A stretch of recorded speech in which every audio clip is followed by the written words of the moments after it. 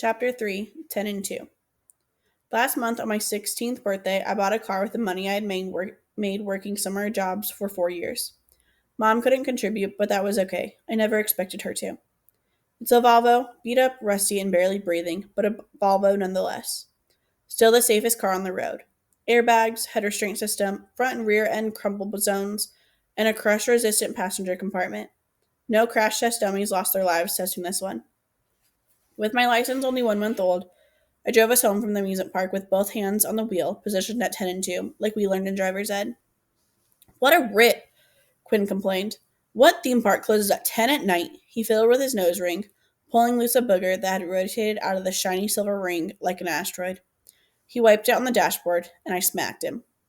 In the back, Russ and Maggie examined the strange invitation to the Phantom Amusement Park.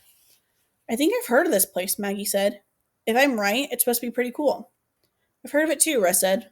I thought the way Cassandra just disappeared. It was pretty creepy. There's nothing down Hawking Road, I informed them. Just Old Quarry. Dude, it's a theme park rave. Never in the same place twice. Attendance by invitation only. And we've got an invitation, said Quinn. Correction. I've got an invitation. Quinn made a face. What good is it to you? You'll never go. Maybe I will, and maybe I won't. But we all knew I wouldn't. I turned a corner, arm over arm, then returned my hands to 10 and 2. You know what your problem is? Said Russ, but Maggie didn't let him finish the thought. She grabbed the invitation from him. If Blake doesn't want to go, then he doesn't have to go. She slipped the card back into the inbred bear's pocket. It's probably overrated anyway. I held back a smile. Whenever I was at the short end of a disagreement, Maggie always shifted the balance to my side. I dropped off Russ, then Maggie. As I worked my way through the neighborhood toward our house, Quinn set his mouth on cruise control, constantly complaining about how I came to a complete 3-second stop at every stop sign. Come on, at this time of night, stop signs are optional. Is there any rule that's not optional for you? Then, as I braked for the second stop sign, a little green car barreled across the intersection, completely ignoring the four-way stop. See? If I didn't stop, we would have smashed into that Pinto. Do you know what happens when you hit a Pinto? What? They blow up! Cool, said Quinn. As it turned out, explosive Pintos were the least of our problems. I could tell what type of evening it was going to be when we drove up to our house and saw Mom out front with Carl, boyfriend of the month. So we get the complete picture. I ought to explain about my mother and her boyfriends. You see, Mom is sort of like a blue whale. I don't mean she's big. She's actually on the small side. What I mean is that Mom filters losers through her baleen as if they were krill. I don't know why. She's a good person with a big heart. Enough of a heart to raise Quinn and me alone on what little she makes. But when it comes to herself, I don't know. It's like she never aims as high as she deserves. She could have graduated college, but she dropped out because Dad wanted her to. Then when Dad left, she never went back because she had to support us. Most of the guys she's dated were like Dad. They drank too much, demanded too much, and when it came to time to give something back, they bailed. But her latest boyfriend seemed to be an exception to the rule. Aside from a bad hair transplant that looked like rows of wheat and a wardrobe that was just a bit too young for him, Carl seemed to be an okay guy. But I reserved judgment on anyone Mom filters through our baleen. Now, as I drove up, Carl had a new mark against him because he was making out with Mom on the porch. And I mean really making out, the way I should have been doing at around this time in my life. I was thankful we dropped Maggie and Russ off already so they didn't have to witness the scene. Now that's what I call a vomit ride, I told Quinn as we pulled up the driveway. He snickered. No matter what disagreements we had, we were of one mind when it came to Mom and her boyfriends. As soon as we got out of the car, they stopped sucking face. Mom looked embarrassed as having been caught. Hi guys, Carl said. He noticed the bear I held. Looks like you came up a winner. Carl was just saying goodbye, Mom said. Really? I said. He must speak in tongues. That got me a high five from Quinn. When we were done laughing, Mom raised her eyebrows and said, Are you done having your joke at our expense? Oh, please, don't try to sound parental now. Yeah, sorry. Good, because Carl and I have an announcement to make. She took his hand, and I felt my gut beginning to collapse into a knot, because I knew what she was going to say. I knew because of the ring I saw in her hand. It was a diamond, and I had a feeling it was no cheap zircone either, but the real thing. I clenched the arm of the misshapen bear tighter. We're engaged, she said, and bounced up and down like a cheerleader. Her enthusiasm was met by our silence. Well, aren't you going to congratulate us? Frankly, I didn't know what I felt good, bad, or indifferent. The news hadn't completely sunk in yet, but Quinn took it all in at once. First, his ears went red, and then the redness spread like a rash across his pinched face. Well, Mom prompted. The last guy's ring was bigger, Quinn said, and tried to storm off into the house. Carl grabbed Quinn by the arm, and Quinn braced himself to be hit. It was a natural reflex after years of Mom's boyfriends who spoke in fists rather than in tongues. But Carl, to his credit, wasn't like that. He only grabbed Quinn to get his attention, and he let go as soon as he had. Hey, he said, I've got something for you, Quinn. He held out a small jewelry box, flipping it open to reveal a tiny diamond ear stud. It was just like the one Carl himself wore. I don't want it. Take it, Quinn, Mom said. It was an order. Carl cautiously took a step closer to Quinn. Here, let me. He removed the Sputnik dangling from Quinn's ear, replacing it with a diamond stud. Sometimes one is enough, when it's the right one. Quinn grimaced like he was having a root canal. Finally, Carl stepped back. The new stud was still one among 3 earrings in his ear, but it was definitely less in your face than the Sputnik. Can I go now? Quinn didn't wait for an answer. He bolted into the house, slamming the screen door behind him. Carl sighed. Well, that could have been worse. Then he looked at me. I was still feeling numb about the whole thing, but I knew that I had to get what I had to say to get me out of this awkward situation. Very happy for you both. I turned to go in. Carl has something for you, too, Mom said. It's okay, I told them. I'm not Quinn. I don't need a bribe. The words slipped out before I could hold them back. It's not like that, Blake, Carl said. I know we're going to be family, but I want to be friends, too. I cringed at the word family. For years, our little family had been about as misshapen as the bear I was holding. It didn't need more stuffing. It needed a complete makeover. The guy's mom dragged into the task never made it through the preliminaries. Was Carl so different? Did I want him to be? Carl reached into his sports jacket and produced an overstuffed envelope. He held it out to me, a gesture of friendship. Just some things you might need at college, he said, and some phone numbers of friends I have in the city. New York can be rough without someone to help you out. I took it, thanked him, and went inside, riding a wave of sudden nausea. Sort of seasickness from the many unexpected lurches of the evening. They say it's not the sideways motion of a ship that makes you sick, but the pitch and yaw. The constant rising and falling of the bow, both predictable and yet different, with every wave. On days like this, it felt like I'd never get used to it. Once in the house, I spared one more look at the ungainly little bear in his unpleasant yellow shirt. It was my trophy for a twisted evening that wasn't getting any better. The corner of the invitation stuck out of the bear's pocket, but I didn't care about that anymore. It wasn't going. Cassandra would probably be there, but who was I kidding? She was out of my league. On the way to my room, I passed Quinn's closed door. Angry music blared the other side. I just didn't feel like dealing with him, or his room. I mean, imagine the debris field of a tornado. You'll begin to understand what it looked like. There were dust bunnies that lurked in corners, evolving into high forms of life. Half-eaten sandwiches growing thick green fur filled with bookshelves.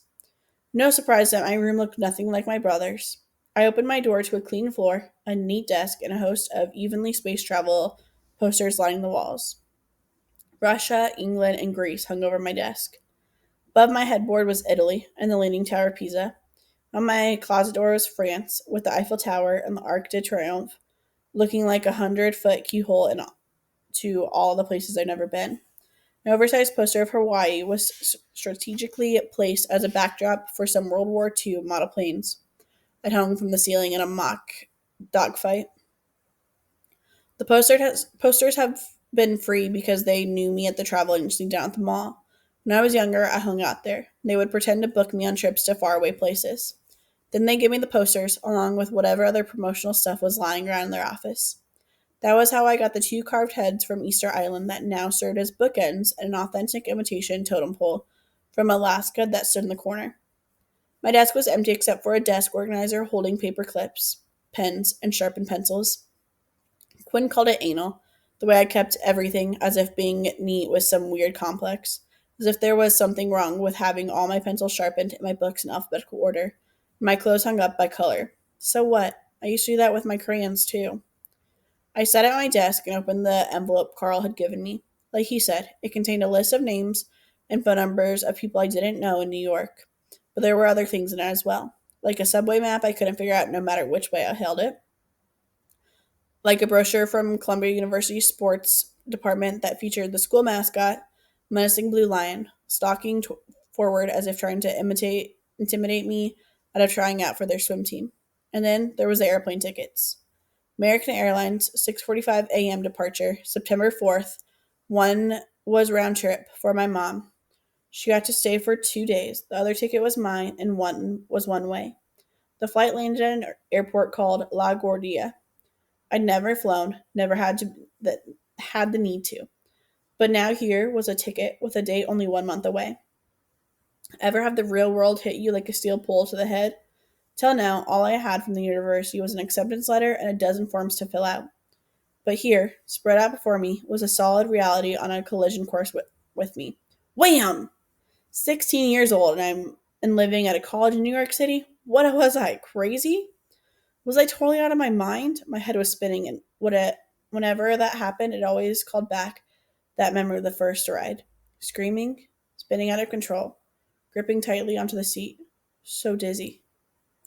Too tired to resist, I let the memory come. I was 7. There were so many details I still remember, like the smell of a cherry-flavored bubblegum in the air, and the cold feel of the seat, and the screams of my friends, each voice a different pitch, like a terrified choir, all out of tune, and yet so much of it also gone. Not so much forgotten as exiled from my brain. Maybe that's because the ride didn't take place at a carnival or an amusement park. It took place on an icy December morning, on a school bus. Mom never talked about it, and so neither did I. I always figured the memory of that ride was best left buried. Problem is, rides like that have a way of coming back, and then you're stuck riding them again, and again, and again. I brought my hands to my temples, pressing into the spinning feeling until the spinning feeling went away. Then I took the subway map, the list of names, and the brochure and dropped them in the trash. I made sure the brochure was facing down so I wouldn't have to see the eyes of that blue lion. As for the plane tickets, I shoved them as far and as deep into my desk as I could, knowing that I really couldn't throw them away, but wishing that I could at least make them disappear. I went to the kitchen as Mom came inside. Did you look in the packet Carl gave you? I'm tired, Mom. Can we talk about it in the morning? I scavenged through the fridge, finding doggy bags left over from her and Carl's big engagement date. Wan Fu Szechuan Emporium, the best expensive Chinese restaurant in town. At least that guy had good taste in food. Mom leaned against the wall. Why does Quinn have to be like this? It's like I'm not allowed to have any happiness around here. I didn't feel like getting into it. Not everything's about you, Mom. Yeah, well, not everything's about him either. I snatched up the doggy bags and instead of escaping to my clean room, I went in Quinn's pigsty. At least there, the chaos was all out in the open, instead of hiding in unseen places. I pushed open his door. A dart zipped through the air, headed straight up to my face. I deflected with the doggy bags, and it punctured the flaming Hindenburg on Quinn's classic Led Zeppelin poster instead, which had once been Mom's until retro became cool and Quinn nabbed it. That would have been a bullseye, Quinn complained. I looked at the dartboard on the back of the door. Fat chance. It wouldn't even have hit the target. Quinn shrugged and turned his attention to a flight simulation game on his computer. It was typical Quinn, playing darts while playing computer games, while blasting music loud enough to shake the house from its foundation. I turned down the music a few hundred decibels so I could hear myself think, as Quinn ditched his plane in a cornfield. Isn't the object to actually land the plane? Where's the fun in that? Quinn quit the game and flopped bonelessly onto his bed. I sat on his desk chair, handed him one of the bags of food. Here, stuff your face. Mom and Carl had Chinese. Great. They're engaged 5 minutes and we're already eating his table scraps. He rifled through his desk until he found a fork with dried ketchup on it and started eating. I studied the diamond stud in Quinn's earlobe. I like it better than Sputnik, I told him. Quinn looked at me as if I'd insulted him. You gave me Sputnik. Yeah, but when I gave it to you, it was a keychain. He returned to his food. Lo mein noodles dangled from his chin like worms as he sucked them in. You watch, Quinn said. That guy's gonna bail and we'll never hear from him again, just like the other ones. I looked away. He didn't have to say it. I knew what he was thinking. Just like Dad. I wanted to reach out to Quinn somehow, but I couldn't. It made me think of this thing I once read. Scientists now think there are actually 9 dimensions instead of 3, but the other ones are so folded in upon themselves we can't experience them. Maybe that explains why I could never reach out to Quinn, because although he was only a few feet away, he somehow felt much farther than the space between us. When Dad left us all those years ago, it tore around open a wound that led to a whole lot of unexpected inventions. Hey, maybe this guy will hang around, I said, and maybe it won't be so bad. Easy for you to say. You'll be off at Columbia. I felt the skin on my back of the neck tighten. I never said I was going. Quinn laughed. His mouth felt full of noodles. Yeah, right. You're going to turn down an Ivy League scholarship? When I didn't answer him, his expression changed. Wait a second. You're not kidding. I began to pace, kicking the debris on the floor out of the way. That scholarship doesn't cover everything. Do you know how expensive New York is? Well, months ago, and you're going to talk yourself out of it? I'm being practical. I know that particular word never made it into your vocabulary. Quinn put down his fork. You're chicken, aren't you? It's better for everyone if I get a part-time job and take some classes at a junior college. But Quinn wasn't buying it. You're scared. I can't believe you. I mean, you paste your room full of places you'll never go. And when you actually get the chance to have a life, you're so scared to take it. He had a point, but so did I. If I go to junior college, I can live at home, I reminded him, and maybe keep some balance around here. Besides, you never know when someone might need their ass saved from a roller coaster again. Oh, right, so it's my fault? Do you really want to face life with the newlyweds alone? What if they do crash and burn?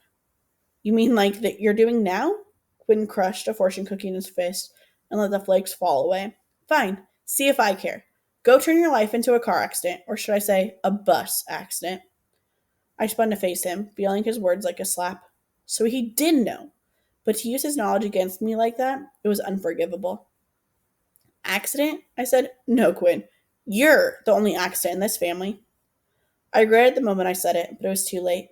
I couldn't take it back. Quinn's expression hardened into hate, and I braced myself for a serious verbal beating. But instead, he broke eye contact, looking down at the mess on the ground. He brushed the cookie flakes from his hand, pulling out the fortune. Hey, don't worry about me, bro, he said, waving his fortune. It says here, you are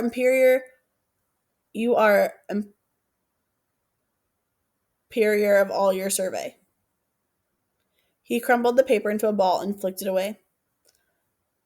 I wanted to say something to him, an apology, maybe, but it was like I'd just thrown a stone at a glass house, and the shards were still falling all around me. I just had to get out, so I went to my room and lay down on the top blanket of my perfectly made bed. Looking up at the Parthenon, and the Eiffel Tower, and the Kremlin, and the Great Wall of China, things that existed somewhere out there in one of the many dimensions I knew I'd never have access to. Things were all so frightening far away. Screaming, spinning out of control, gripping tightly onto the seat, so dizzy. I'm there again. I am 7, on a school bus, spinning. Crashing through the guardrail, caught on the edge of the canyon now. Balanced like a teeter-totter, tilting. Me, crawling down the aisle toward the emergency exit at the back. The floor rising like a black wave before me as the front end of the bus tilts forward, and I'm climbing the rising floor toward the back of the bus. Pounding, the emergency exit door. A teacher screaming, "Open it, Blake! What's her name? I can't remember." I'm hitting the door. Bonk, banging, kicking. I'm not strong enough to open it. I'm not strong enough to open the emergency exit door. The floor of the bus is a rising wave. The wave hits. It swallows me. My eyes open and I shivered uncomfortably until the warmth of my room brought my mind and body back from the nightmare. It was 2 o'clock in the morning, definitely not my favorite time to be awake. The dream was fading, but something wasn't right. Strange light flashed through the blinds, casting shifting slits of light on my travel posters. I sat up and looked out of the window. An ambulance was parked in our driveway. He was just lying there on the living room floor, Mom was telling the paramedics as I came out of my room. I couldn't wake him up. It was Quinn. They had him on the couch now, but he wasn't moving. One of the two guys showed a light into Quinn's eyes and checked his pulse. Accelerated pulse. eyes fixed and dilated. He said, "Do you know what he was on?" Well, he was on? The question infuriated me. He wasn't on anything, I said. They turned to see me there for the first time. Quinn doesn't do drugs. But he does other things, I thought. Things that can get into his bloodstream as quickly as drugs. Things that are just as addictive. He does acceleration instead of speed. But I didn't tell them that, and they just looked at me, not believing me. Not even Mom. She ran off to check his drawers for whatever stash he might have. The paramedics lifted Quinn onto a gurney, and as they did, something fell off the couch. A stuffed bear with a lopsided head wearing a yellow shirt with a pocket. I picked up the bear. The pocket was empty. The invitation was gone. There was a logical, sensible explanation for that. There had to be. But I wasn't feeling sensible at that moment. I hurried over to Quinn. His eyes were half open as if he were dead, but he was still breathing. It was as if Quinn wasn't really there. His body was, but Quinn himself was gone. I go places sometimes. Where did you go, Quinn? I said aloud. Where did you go? As I peered into his eyes, I got something of an answer. Because reflected from the shine of his wide pupils, I could see lights. Spinning carnival lights, and I could swear I heard the faint echoes of calliope music and screams. The paramedic shouldered me out of the way and rolled Quinn out of the door.